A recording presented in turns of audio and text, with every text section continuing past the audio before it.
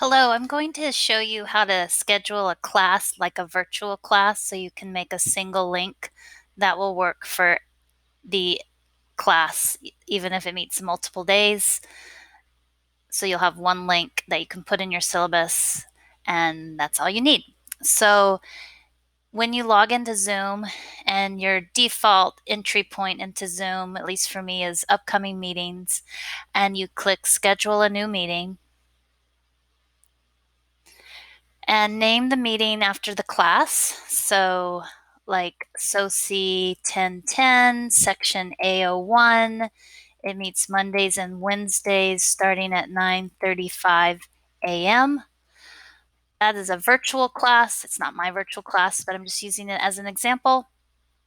And since it meets Mondays, the first class is a Monday. So the first Monday will be August 24th. And I'll set it as 9:30 and AM. So the meeting will open a few minutes early. You can determine on your settings whether or not you want students to be able to enter the meeting room before you do. I'm going to set the duration as 2 hours, more than enough time. Let's say this class goes from 9:35 to 11. I'm going to say it's a recurring meeting. It recurs weekly. And Zoom knows I want it to be Mondays, but I will also click Wednesdays. So now Zoom knows I want this meeting room for Mondays and Wednesdays.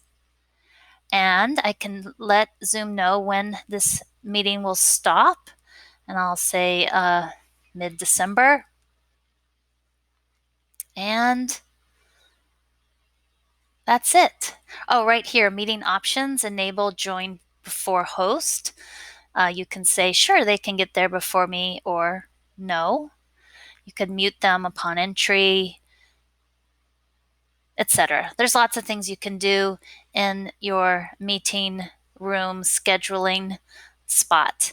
So then I click save, and this meeting will now appear in my meetings, the upcoming meetings list, and I can start the meeting when I need to start the meeting by just clicking this blue button.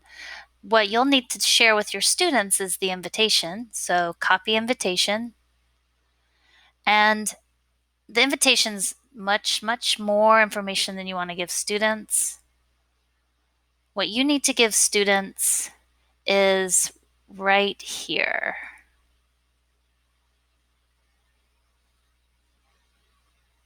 That link is going to allow them to enter the Zoom meeting room Mondays and Wednesdays at 9:30 a.m. or 9:35. And I also give them the meeting ID and the passcode. And I give them that because every once in a while a student will say, I can't get in, it's asking for the passcode or password. And so that would be this number right here. I don't know why that happens, and it rarely happens, but just in case, I do give them the link, the meeting ID, and the passcode. I put that in my syllabus. I put that on the news page in the first item with my contact information for NS Online, and I send it in an email to students before classes begin.